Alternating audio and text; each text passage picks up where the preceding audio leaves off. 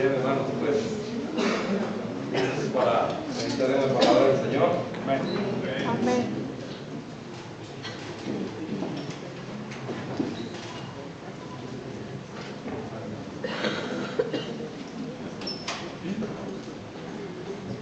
¿Está prendido ya? ¿Sí? Muy bien. Proverbios capítulo 4. Tomen su Biblia, ¿sí? Los que traen Biblia, tómenla por favor. Los que no, júntense con un cristiano, con alguien que venga.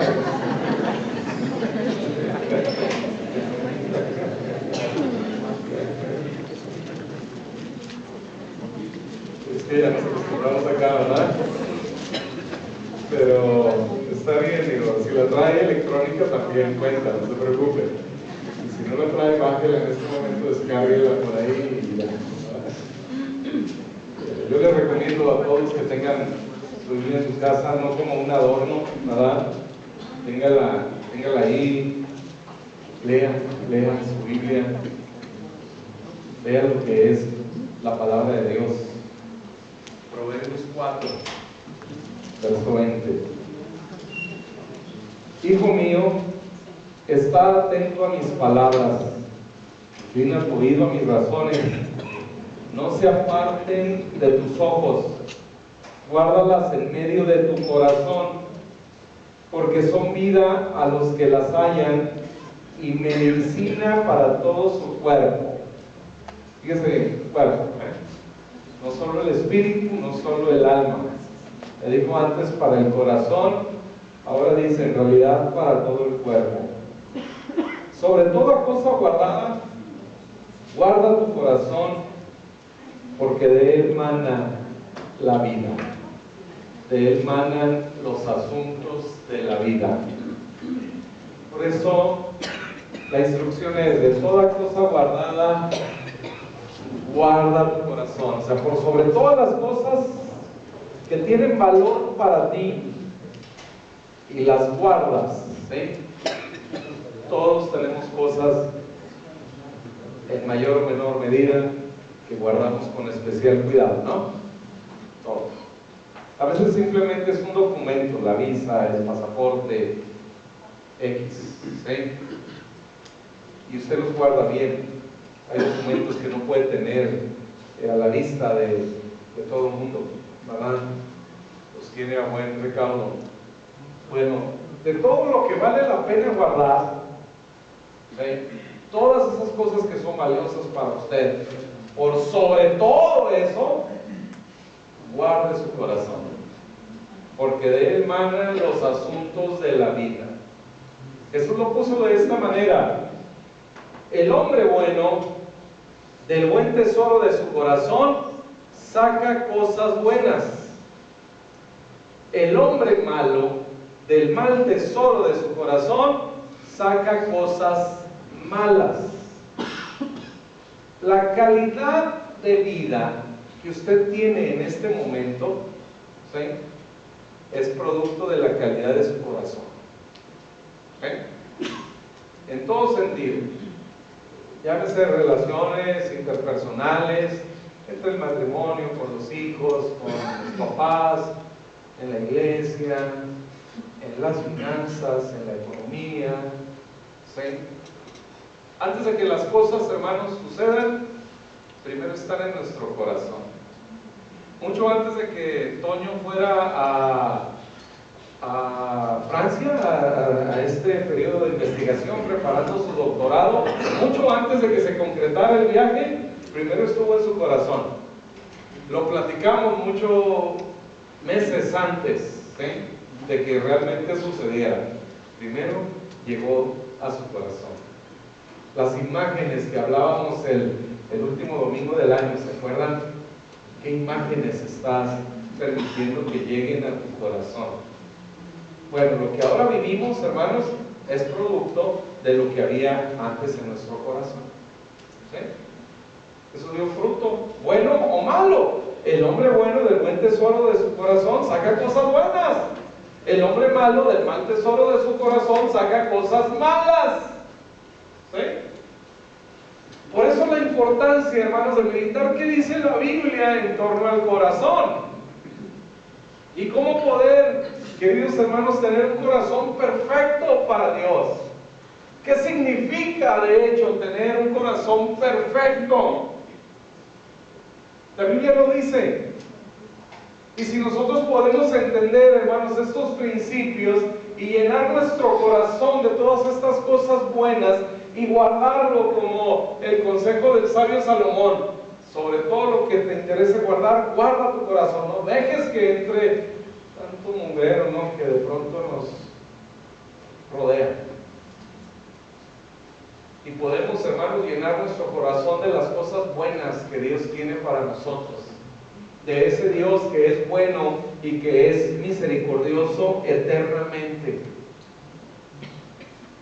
Hebreos capítulo 3, el verso 12 dice: mirad, hermanos, que no haya en ninguno de vosotros corazón malo de incredulidad para apartarse del Dios vivo. Corazón malo. ¿Qué es un corazón malo? Normalmente la primera reflexión, hermanos, que tenemos, si decimos, esta es una persona de mal corazón. ¿Por qué? Porque hace cosas malas, ¿no? ¿Sí? Sería nuestra primera definición. Una persona de mal corazón es alguien que golpea tal vez a su esposa, a sus hijos, o la mujer al esposo, que también se da el caso, ¿verdad? Más frecuentemente cada vez, ¿verdad? Gracias a Dios, no, pero ya en otros lados, ¿no? Pero, hermanos, todo eso pudiéramos nosotros identificarlo como una persona de mal corazón. Sin embargo, la palabra griego, en el griego, que significa malo aquí, que se traduce como malo, la palabra poneros, ¿sí? La primera definición del diccionario griego para esta palabra malo, que aparece aquí en Hebreos 3, poneros, no es una persona que hace cosas malas. Un corazón malo, o la palabra malo aquí, hermanos, en esta definición, es un corazón que está presionado, un corazón que está acosado de muchas labores, un corazón estresado. Eso es lo que la Biblia, hermanos, considera un corazón malo. Por supuesto, también después de eso vienen las demás cosas que nosotros identificamos o diríamos es una persona con mal corazón. Pero todo empieza, hermanos, con un corazón estresado, con un corazón lleno de preocupación, con un corazón lleno de ocupaciones. ¿Sí? Hay que guardar nuestro corazón. Ahora, ¿cómo tener un corazón perfecto? Juan dice en la primera carta, en el capítulo 3, fíjense bien, hermanos, no le va a sorprender, Ahí va. Pues si nuestro corazón nos reprende, mayor que nuestro corazón es Dios, y Él sabe todas las cosas. Amado, si nuestro corazón no nos reprende, la palabra aquí es condena. ¿Sí? Dice, si nuestro corazón nos condena, mayor que nuestro corazón es Dios. Y Él sabe todas las cosas. Amados, si nuestro corazón no nos condena, confianza tenemos en Dios. Raro, ¿no? Que normalmente, hermanos, un corazón malo, pensaríamos en aquel corazón que no nos permite tener una conciencia de pecado, ¿no? Que no nos reprende cuando hacemos mal. Pero véanlo. Si nuestro corazón nos reprende o nos condena, mayor que nuestro corazón es Dios. Él sabe todas las cosas. Deje que el Espíritu le aclare esto, ¿sí? Luego dice, amado, si nuestro corazón no nos reprende o no nos condena, confianza tenemos. Y luego el verso 22. Cualquiera cosa que pidiéremos, la recibiremos de Él, porque guardamos sus mandamientos. Fíjense bien, hermanos, entonces esto está íntimamente ligado a nuestras oraciones. Un corazón perfecto. Un corazón, hermanos, que no nos condene. Y dirá, pastor, ¿cómo? Si lo que necesitamos es un corazón que nos diga cuando hacemos las cosas mal. En Hebreos capítulo 13, voy a aclarar esto porque algunos dirán, pastor, esa es una enseñanza peligrosa. No, no es mía, ahí lo estamos leyendo en la Biblia. Dice Hebreos 13, no os dejéis llevar de doctrinas diversas y extrañas, porque buena cosa es afirmar el corazón en la gracia. Buena cosa es afirmar el corazón en la gracia. ¿Qué es gracia, queridos hermanos? Favor inmerecido. La gracia es recibir de Dios lo que nosotros no merecemos. Eso es gracia. Y dice Pablo, yo creo que Pablo escribió la carta a los hebreos, ¿verdad? El que la haya escrito al final. Dice, buena cosa es, hermanos, afirmar nuestro corazón en la gracia. Cuando nuestro corazón, queridos hermanos, no nos condena, ¿sí? Cuando nuestro corazón no nos reprende, entonces se produce esta confianza en Dios, se produce esta fe en Dios. Esto es el corazón perfecto, el corazón que no nos llama, hermanos, a condenación. Ahora, realmente no muchos logran establecer su corazón en la gracia. Por eso la necesidad, hermanos, de alimentarnos continuamente de la palabra del Señor, pero del evangelio puro. Porque si dejamos acá, hermanos, de hablar de la gracia, de predicar en la gracia, y volvemos a la enseñanza tradicional mezclada, ¿no? Gracia más ley. Sí, la gracia del Señor, más también esto. Hermanos, en una semana volvemos a estar otra vez inmersos en la antigua enseñanza. Por eso el consejo aquí, establece tu corazón en la gracia. Hermanos, es poderoso lo que creemos, ¿sí? Los cambios sustanciales en nuestra vida se producen desde nuestro interior, ¿sí? Podemos hacer muchos cambios, modificar muchas conductas. A veces comentamos, por ejemplo, el caso de los servicios de Alcohólicos Anónimos, ¿sí? Esos producen un cambio que finalmente lleva a que la gente deje de tomar, pero de fondo no hay una transformación interior. Tú puedes seguir siendo el mismo perverso que eras en tu casa o lo que sea, pero aquí la intención es dejar de tomar, ¿verdad? Podemos, hermanos, modificar muchas cosas en nuestra vida, ¿sí? Podemos cambiar nuestra manera de vestir, pero si el cambio no se produce desde nuestro interior, hermanos, no será realmente sustancial. Por eso necesitamos afianzarnos en la gracia. Porque normalmente la gente cree en ley y gracia, ¿sí?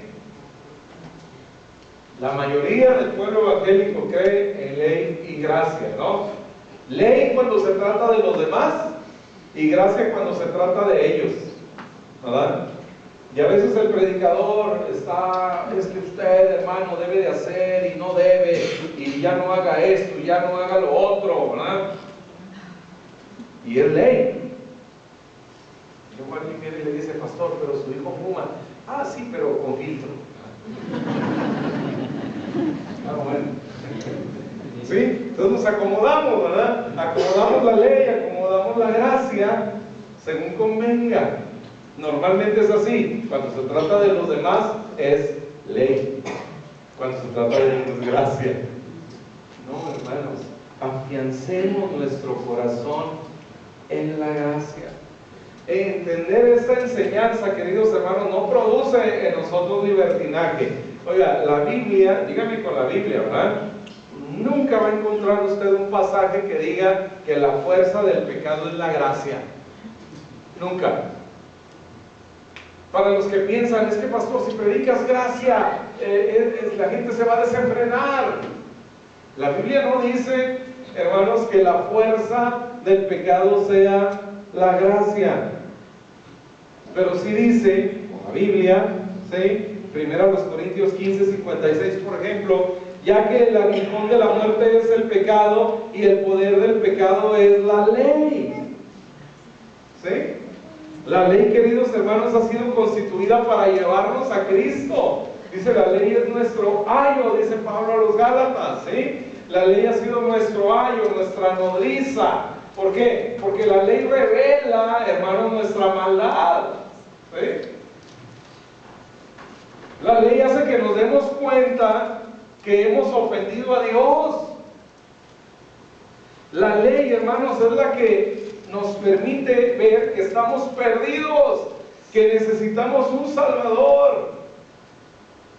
Por eso Jesús les decía a los fariseos, lean bien las Escrituras, escudriñenlas, porque ustedes creen que la vida eterna está en cumplir las Escrituras, pero no, las Escrituras dan testimonio de mí.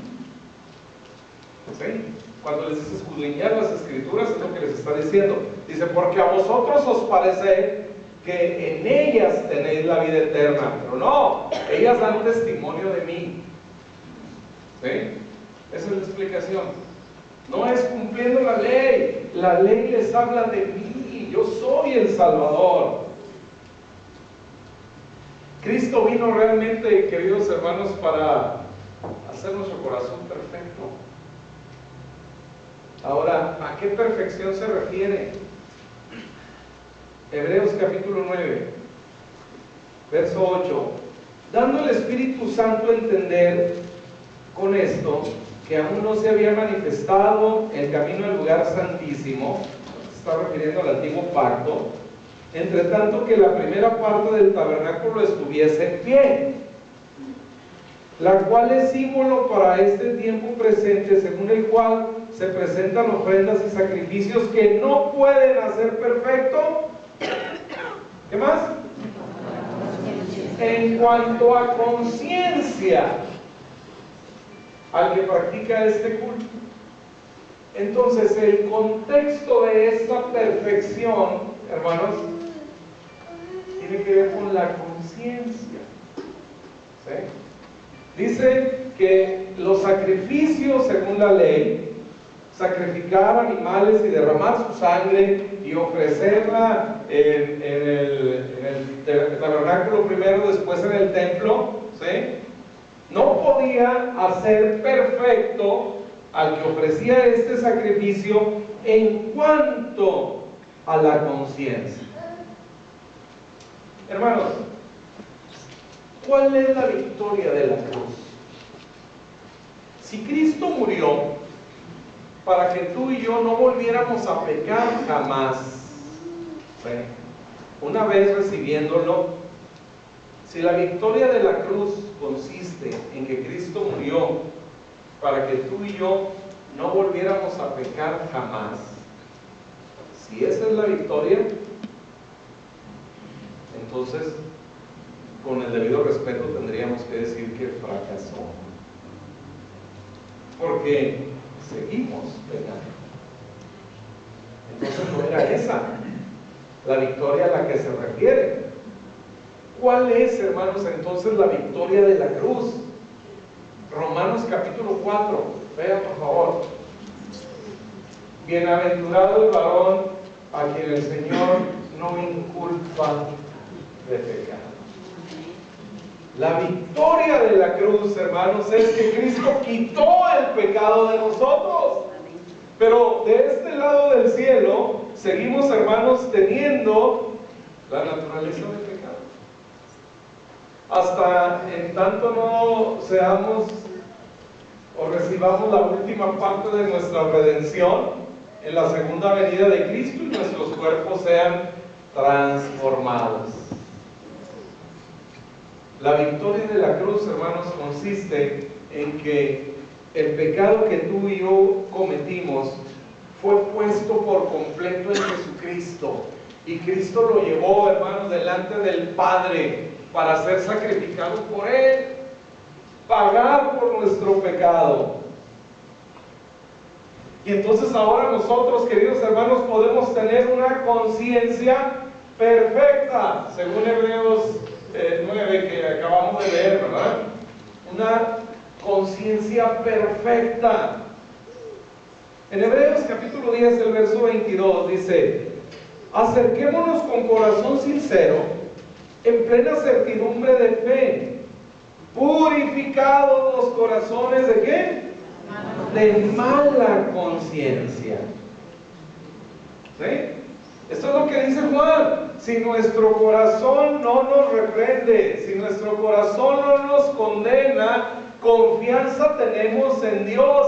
Hermano, discúlpeme, esto no puede producir libertinaje, esto no puede producir deseos de pecar. Esto lo único que puede producir, hermanos, es agradecimiento a Dios por haber enviado a su Hijo Jesús. Hermanos, el amor de Dios se manifestó en nosotros entregando a su Hijo. El miércoles les decía, nunca juzgue el amor de Dios basado en sus circunstancias, ¿verdad? Nunca juzgue así el amor de Dios, porque de pronto hay quien viene y dice, hermanos, iba a la carrera, al banco, me lo iban a cerrar y no hallaba dónde estacionarme, y de pronto Dios me ama tanto y me dejó un estacionamiento enfrente del banco. Está bien, sí, Dios lo puede hacer, pero no juzgue por eso que Dios le ama. Porque si yo estoy escuchando eso, yo digo, híjole, a mí me cerraron el banco, ¿qué será que a mí Dios no me ama? ¿Verdad? ¿Sí? No, me cerraron el banco porque yo no me organicé y llegué tarde, ¿verdad? Sí, no dudo que Dios haya preparado un estacionamiento para alguien ahí, pero no es eso, hermanos, lo que determina que Dios nos ama. El amor de Dios, el fundamento del amor de Dios, que es inconmovible, es que dio a su Hijo, Juan 3:16. De tal manera nos amó que ha dado a su Hijo, no porque me da un estacionamiento, no porque me da un trabajo, no porque me da lo que sea. No, queridos hermanos, que sí me lo da, no escatimó el darme aún a su propio Hijo. ¿Cómo no me dará juntamente con Él todas las cosas? Pero todas las cosas no es el fundamento inconmovible de su amor, sino su Hijo. No importa si tengo que caminar hasta donde tengo que caminar. Él me dio a su Hijo. Y el amor de Jesús, queridos hermanos, se ha manifestado, dice Pablo, con Cristo estoy juntamente crucificado, ¿verdad?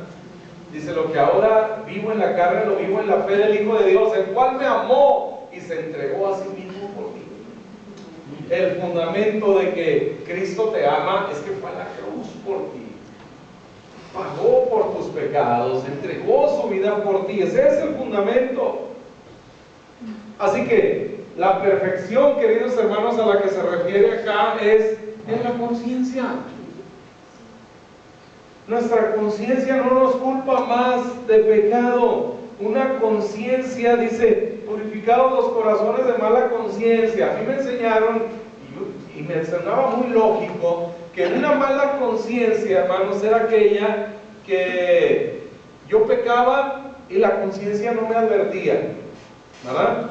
Yo pensaba que eso era una mala conciencia porque así me lo enseñaron, ¿verdad? Es decir, una persona de mala conciencia era aquel que pecaba y no sentía nada malo, ¿verdad? No sentía ninguna incomodidad. No, el que peca y no siente ninguna incomodidad, hermanos, es porque no tiene a Cristo en el corazón, ¿verdad?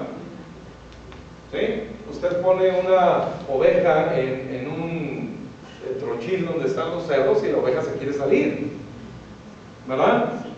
Y el cerdo no está a gusto, ¿verdad? ¿Sí? Nadando ahí.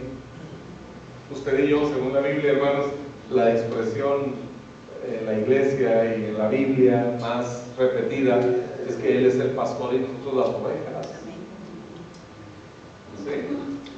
Pero yo pensaba pues que, como era la corriente de pensamiento, ¿verdad?, que una conciencia mala era esa, la que no me advertía estaba haciendo las cosas mal.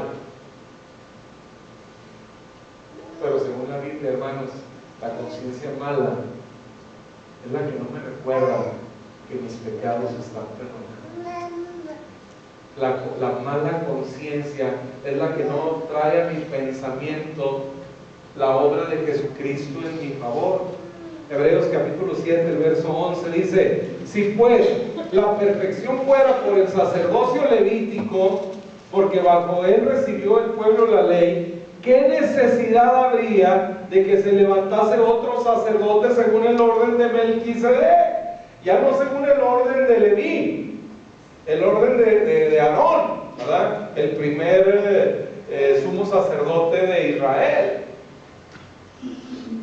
¿Qué necesidad habría? Si la ley pudiera perfeccionar mi conciencia, ¿qué necesidad habría pues que se levantara otro sacerdote, ya no conforme a la orden de Aarón, sino conforme a la orden de Melquisedec?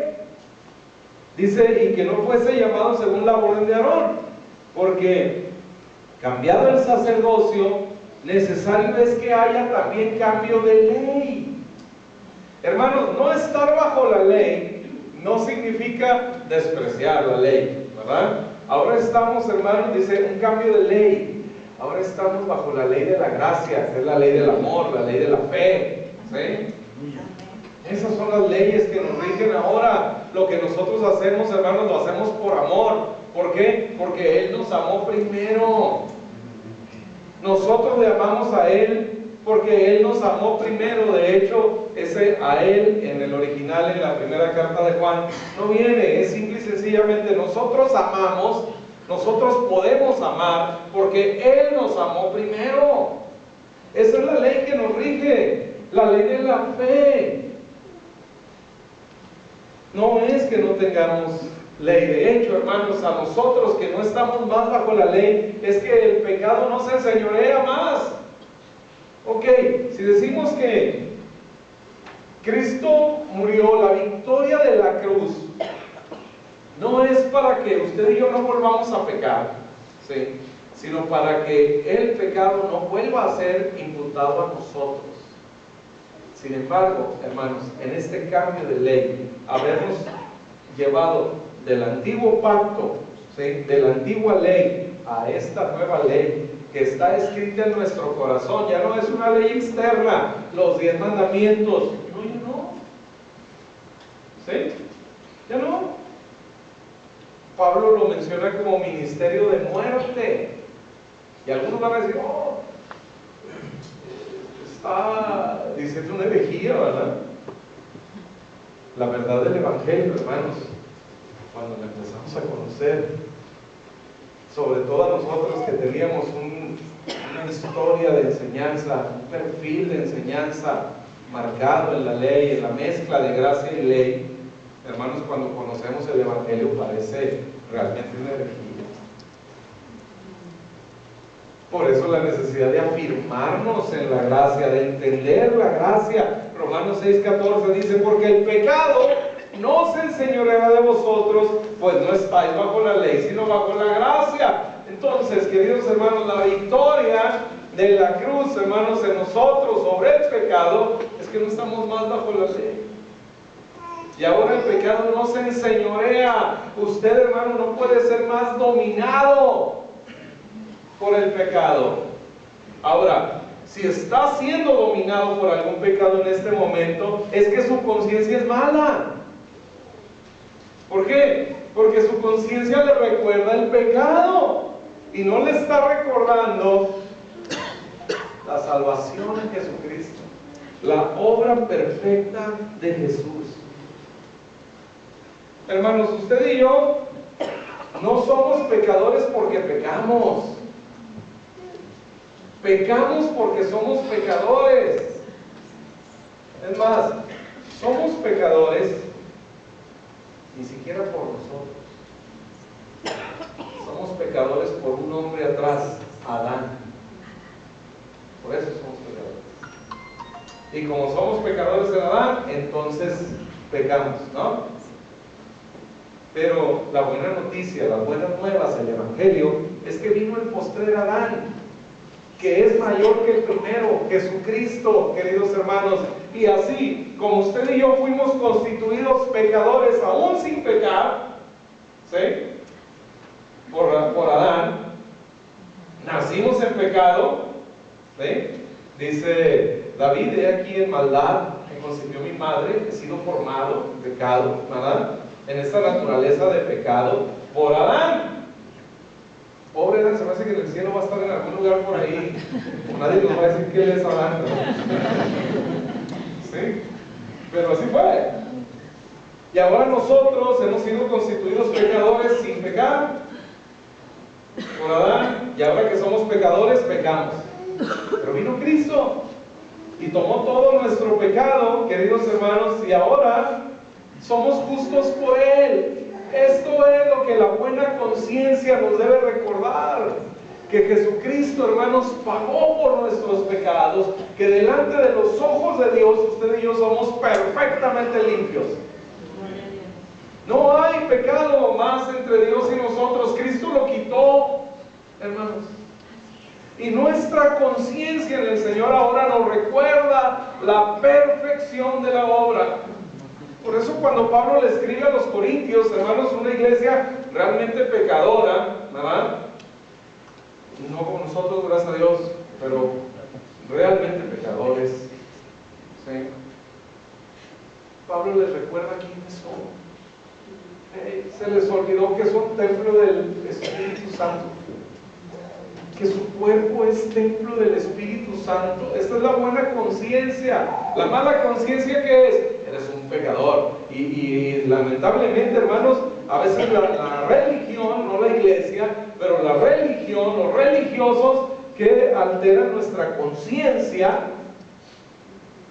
para convertirla en mala conciencia. Es que eres, es que no vienes, es que no das, es que no haces. Y salimos con una carga, hermanos, de cosas impresionantes. Soy un mal cristiano. La mala conciencia es que cuando vas a orar, ¿no? ¿Sí?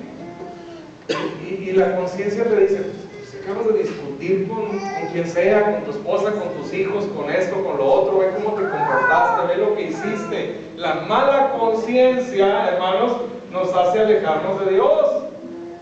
La buena conciencia, el buen corazón que dice Juan, nos hace tener confianza en Dios.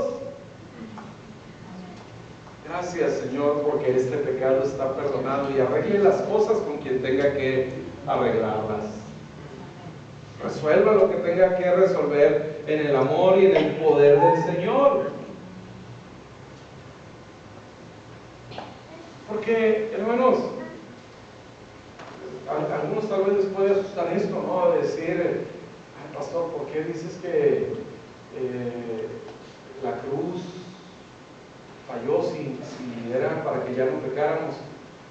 Bueno, porque seguimos pecando.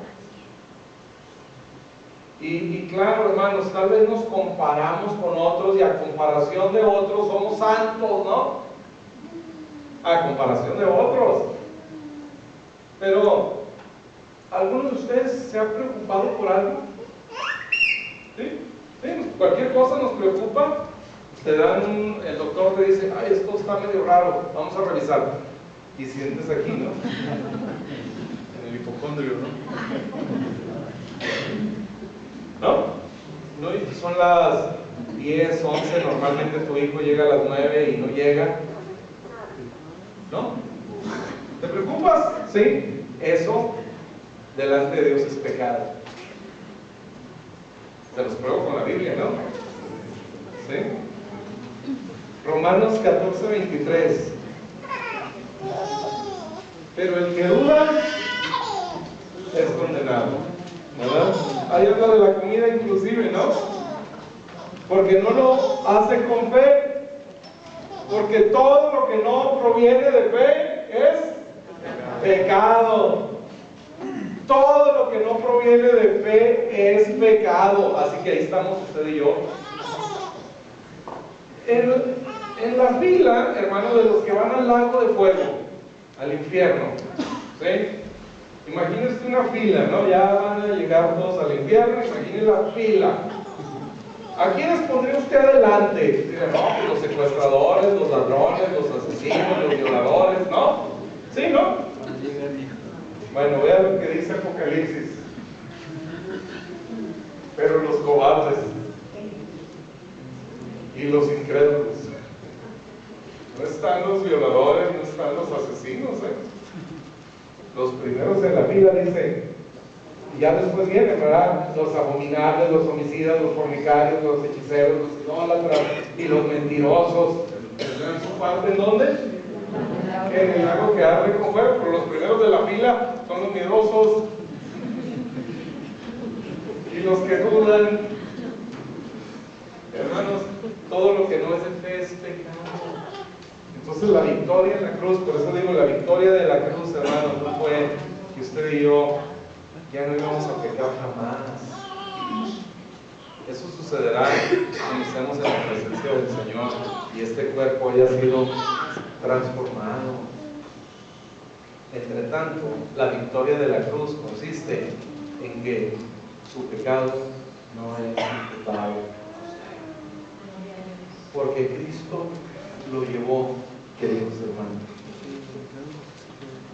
Antes estábamos en Adán, ¿sí?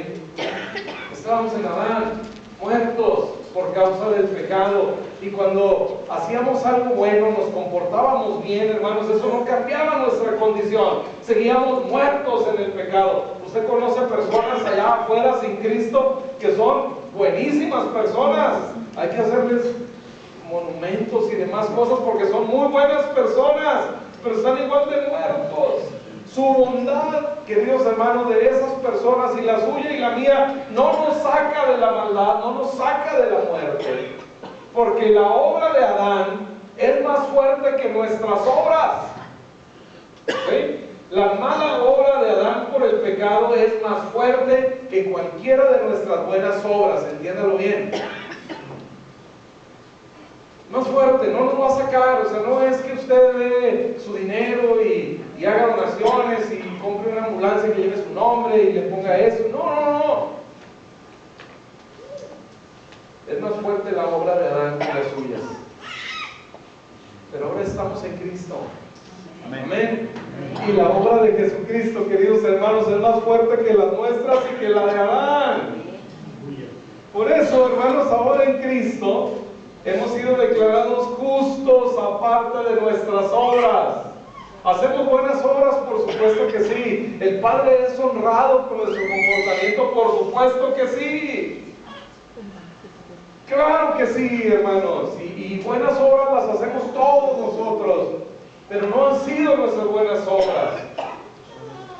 Sin embargo, en ese camino, hermanos, de pronto fallamos y a veces nos acobardamos y nos asustamos y a veces dudamos y actuamos no de fe, y eso es pecado. Y a veces, hermanos, tenemos algún mal pensamiento contra alguien y reaccionamos mal a veces cuando alguien nos agrede de alguna manera. Es la verdad. Pero eso, queridos hermanos, no cambia nuestra posición, porque la obra de Jesucristo es más poderosa que nuestras malas obras y que la obra de Adán. Así que si nuestras buenas obras no nos podían rescatar de la mala obra de Adán, hermanos, cuando nos equivocamos, cuando fallamos, no salimos de la buena obra de Jesús. Soy justificado por la fe en este nuevo pacto con Dios. La obediencia ahora, hermanos, nuestra primera obediencia ahora es obediencia a la fe, a creer que somos justificados por Jesucristo. Esa es la primera obediencia. Todas las demás obras de obediencia que hagamos, hermanos, cuando realmente abandonamos hábitos malos, cuando abandonamos vicios, cuando cambiamos nuestra manera de hablar, todas esas buenas obras, hermanos, ¿sí? Todas esas obras de obediencia son producto de la primera, la obediencia a la fe. Creer y entender que ha sido por Jesús, no por mí. Amén. Y entonces podemos reinar en vida. Romanos 5:17, ¿no? Dice, así pues, ¿cuánto más reinarán en vida Los que reciben la abundancia de la gracia y el don de justicia. El don de justicia, queridos hermanos de Dios, no son obras de nosotros, sino un don. Algo que tú y yo solamente debemos recibir. Ya lo tenemos. Ya andamos buscando la justicia, ¿no? ¿Le ha pasado alguna vez que se suben los lentes acá y los anda buscando? ¿Verdad? Lentes. Y ahí los trae, ¿verdad? Aprovecho que no está mi mamá. Un día andábamos en la plaza con mi papá y mis hermanos y Miriam, mi hermana la más chica, que era una bebé, ¿verdad? Y andábamos todos en la plaza caminando por ahí, ¿verdad? Ya nos íbamos a la casa y de pronto mi mamá dice, la niña, Valeria. Y cuando ella dice, ya saben las señoras así en ese nivel, ¡ay, con la niña! ¿No? Y todos, la niña, todos volteamos a ver dónde estaba la niña, hasta que alguien se dio cuenta que la llevaba en sus brazos. Yo creo que fue la niña y nos contó a la familia. A veces así andamos, hermanos, buscando la fe que ya tenemos. Porque acuérdense, la estrategia del diablo, no le van a decir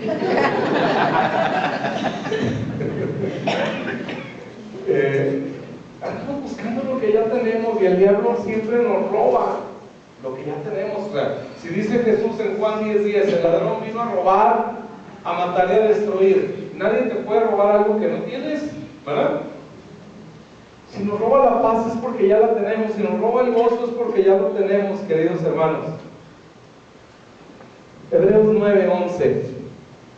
Pero estando ya presente Cristo, sumo sacerdote de los bienes venideros, por el más amplio y más perfecto tabernáculo, no hecho de manos, es decir, no de esta creación, y no de sangre de machos cabríos ni de becerros, sino por su propia sangre, entró una vez para siempre en el lugar santísimo, obteniendo, lea bien, eterna redención.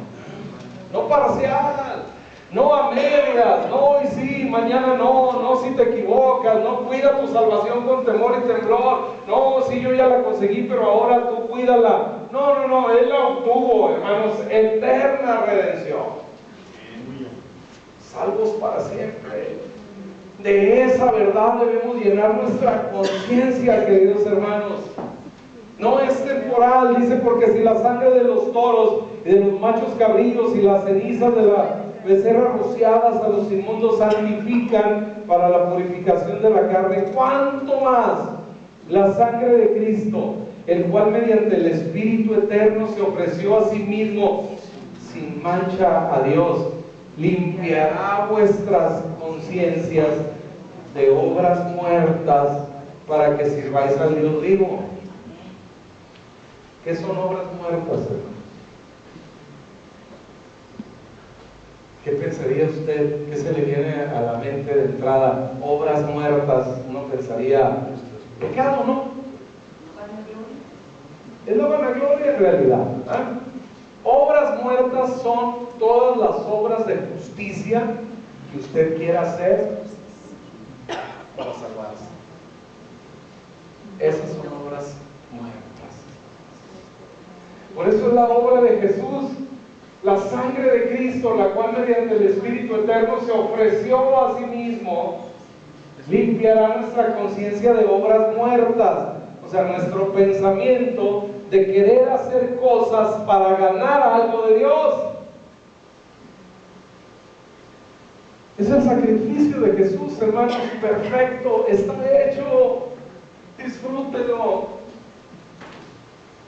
Vamos a terminar aquí porque hay muchas cosas más, pero tal vez en la tarde, ¿no?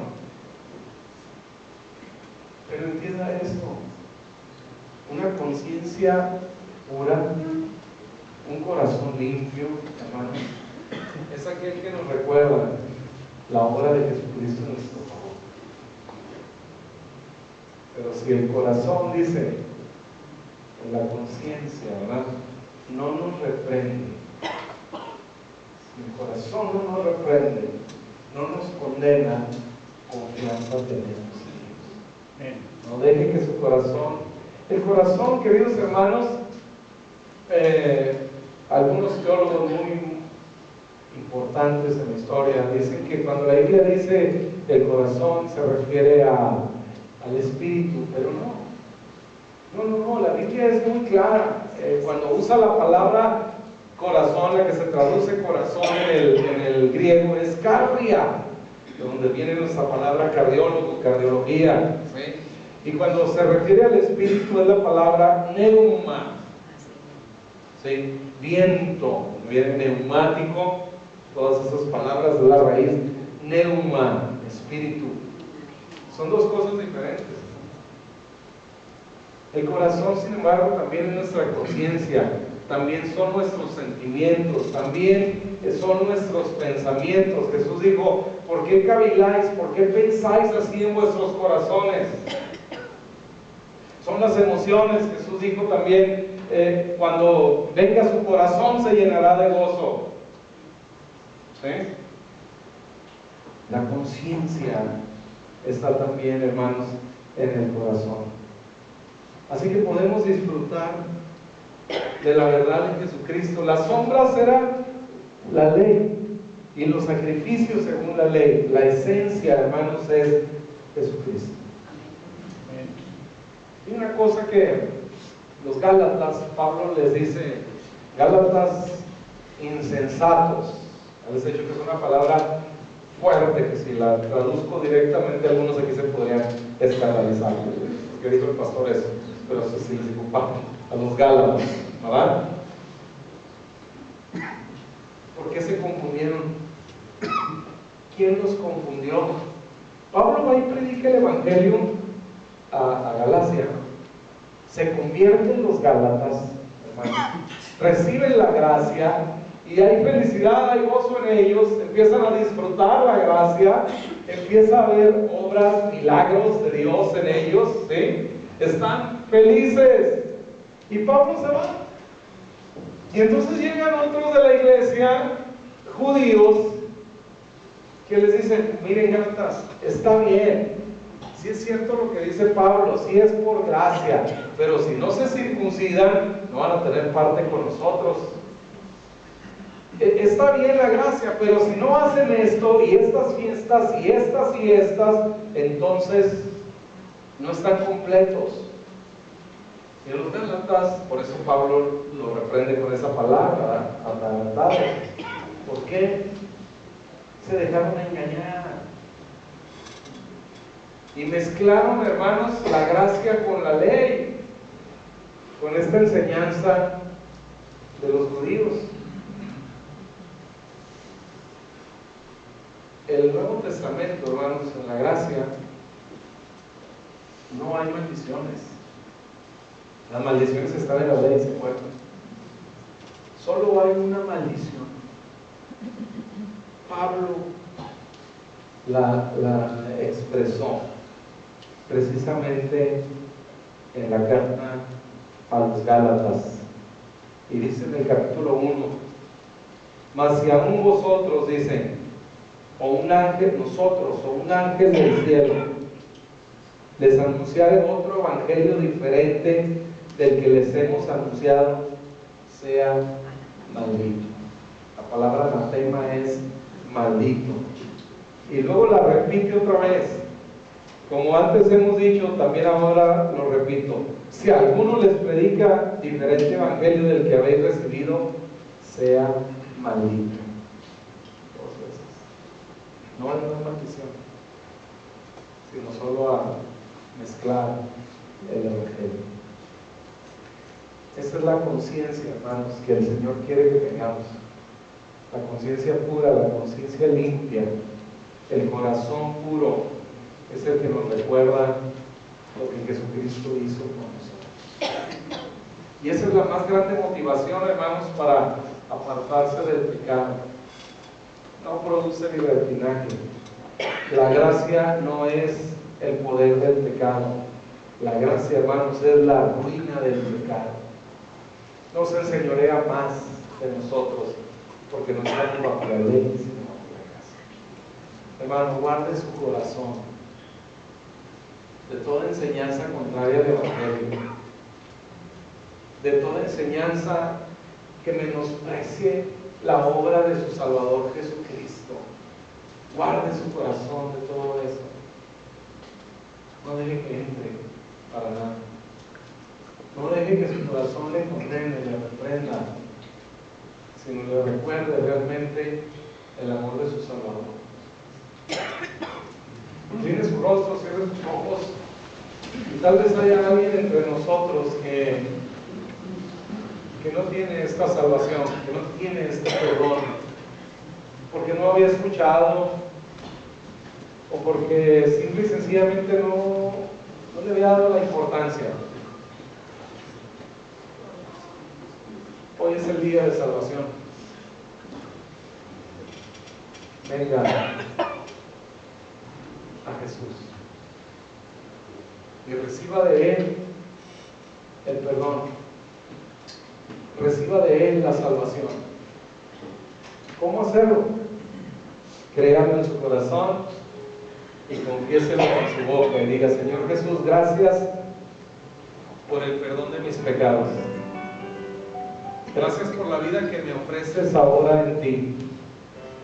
Recibo tu perdón, recibo tu salvación, recibo la vida eterna, recibo la vida abundante que tú ofreces, Jesús.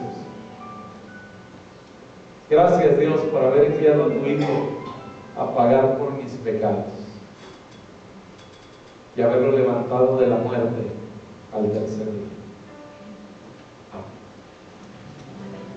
Si alguien, hermanos, ha hecho esta oración por primera vez entre nosotros, por primera vez, nunca antes había escuchado, nunca antes había entendido este mensaje, por primera vez, y recibió a Jesús, hay alguien entre nosotros. Levanta su mano si alguien hizo esta oración recibiendo a Jesús. Dios le bendiga, ¿alguien más? Dios te bendiga. Gracias, queridos hermanos. Vamos a prepararnos para irnos, pero antes ofrendamos, ¿sí? Vamos a presentarnos delante del Señor, hermanos, y alabémosle con esta acción de gracias, ofrendas y bienes, nos presentamos delante de Él. La Biblia dice: cada uno de ellos, como propuso en su corazón, no con tristeza ni por necesidad, porque Dios ama al dador. Aleluya. Adelante.